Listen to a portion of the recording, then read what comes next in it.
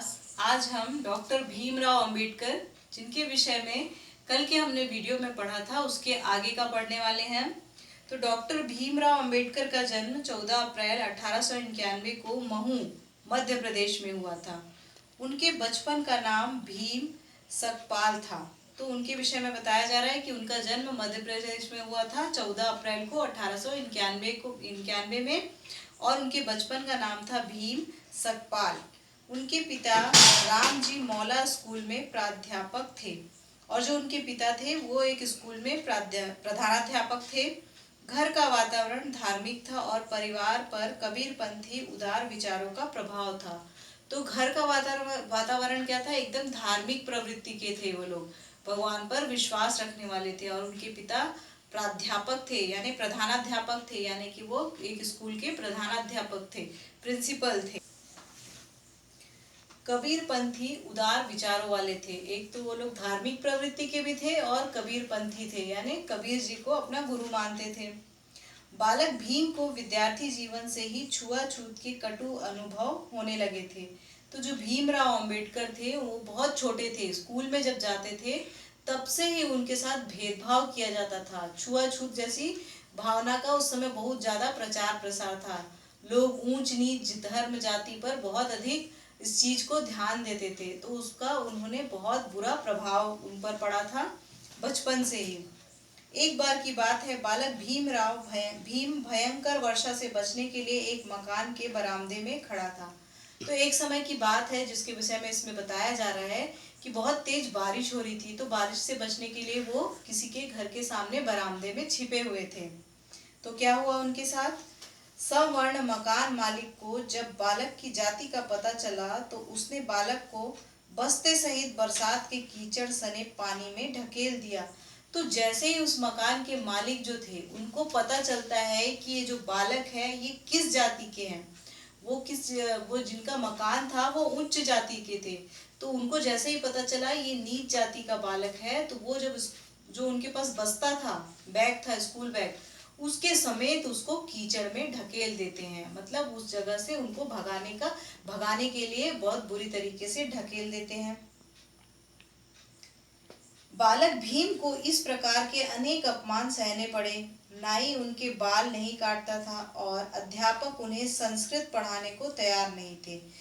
तो जो उनके साथ था, छुआछूत वाली भावना की वजह से लोग उनको बहुत इस प्रकार से प्रताड़ित करते थे, उनको बहुत इस प्रकार का झेलना पड़ा था। नाव जो है वो उनके बाल नहीं काटता था, और अध्यापक जो थे वो उनको संस्कृत नहीं पढ़ाते थे। क्यों?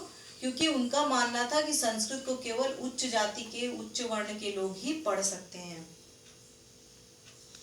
बालक ने बचपन में ही निश्चय कर लिया था कि वह छुआछूत के विरुद्ध संघर्ष करेगा।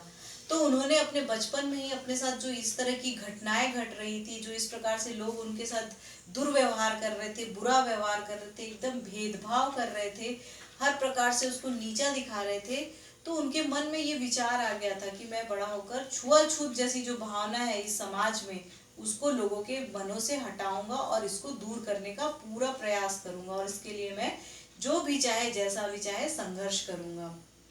भीमराव मेधावी छात्र थे। साधनों के अभाव भी उनकी राह न रोक सके। तो भीमराव जो थे वो बहुत अच्छे थे पढ़ने में, वो मेधावी छात्र थे, बहुत ही अच्छे पढ़ने में थे, और साधनों का अभाव भी उनकी राह न रोक सका। तो उनको हर प्रकार की रुकावट होती थी, साधन भी नहीं मिल पाते थे उतनी उच्च शिक्षा के लिए या अच्छी शिक्षा के लिए उतने अधिक। लेकिन उनके सामने ये सारी रुकावटें जो है वो कोई मायने नहीं रखती थी। जिस प्रकार से उन्होंने कठिन परिश्रम करके, कठोर परिश्रम करके उस मंजिल को पाया, तो ये जो अभाव था, मतलब जो कमियां थी, वो भी उसको रोक न सकी।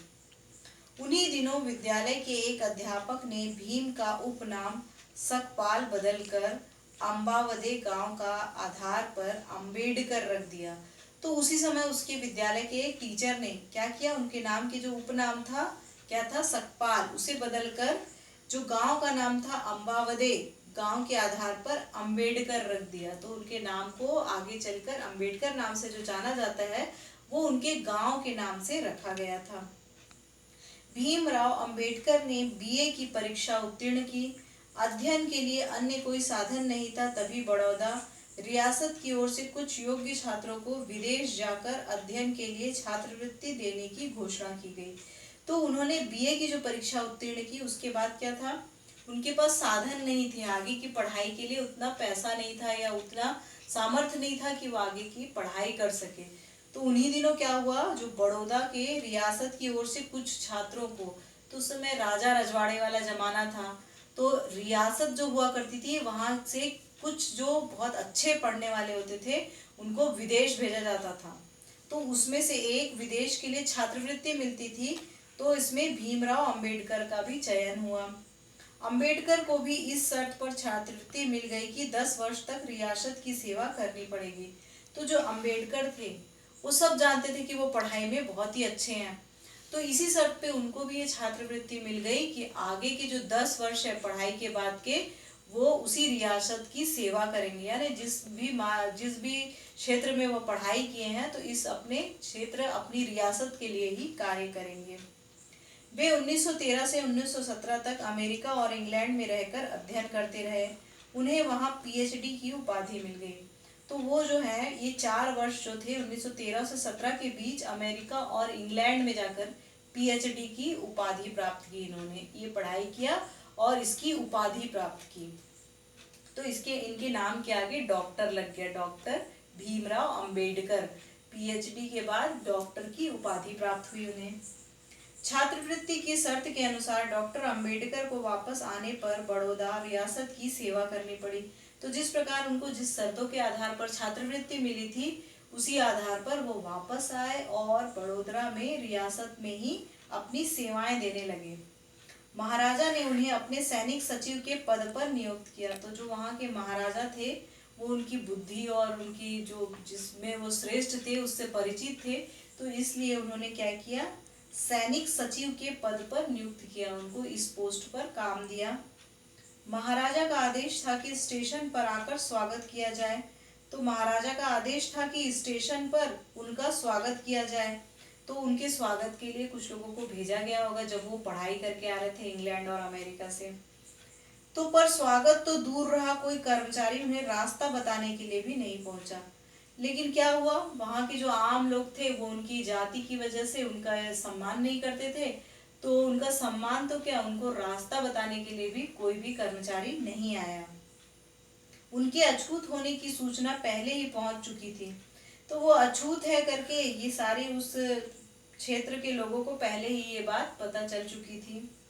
किसी होटल में ठहरने के लिए उन्हें स्थान तक नहीं मिला। तो जब वहां पहुंचे तो उनको रहने के लिए भी स्थान नहीं मिला, किसी होटल में भी उनको किसी ने रखना पसंद नहीं किया। क्यों? क्योंकि वे अछूत थे, नीची जाति के थे। अंत में उन्होंने एक पारसी सराय में शरण ली, पर जिस समय सराय के मालिक को उनकी जाति का पता चला, उसने भी डॉक्टर अंबेडकर को बाहर निकाल दिया। तो अंत में वो सोचे कि एक पारसी सराय में जाके शरण ली, लेकिन क्या हुआ, उसके भी मालिक को जैसे ही उसके धर्म का पता चला तो उन्होंने क्या किया, उन्होंने भी उसको अपने सराय से निकाल दिया। हिंदू या मुसलमान कोई भी उन्हें स्थान देने को तैयार न था। ऐसी परिस्थिति में एक रात उन्हें पेड़ के नीचे सोकर ही व्यतीत करनी पड़ी। तो पेड़ के नीचे उन्हें सोना पड़ा। केवल उनकी नीची जाति, वो नीची जाति में जन्म लिए हैं, भले वो इतने शिक्षित हो गए थे, वो अमेरिका और इंग्लैंड से शिक्षा प्राप्त करके आ रहे थे, वो भी अपने बलबूते पर, लेकिन सिर्फ उनकी जाति को देखा जा रहा था। समाज के लोग सिर्फ उनकी जाति देख रहे थे कि वो नीचे कुल में जन्म लिए हैं, इसलिए उन्हें कोई रहने तक के लिए स्थान नहीं दे रहा था। तो वो वापस आके एक रात पूरा पेड़ के नीचे गुजारे। डॉक्टर भीमराव अंबेडकर सिर्फ नीची जाति के थे, इसलिए एक रात उन्होंने पूरे पेड़ के नीचे गुजारा। तो आज की कक्षा में हम इतना ही पढ़ेंगे।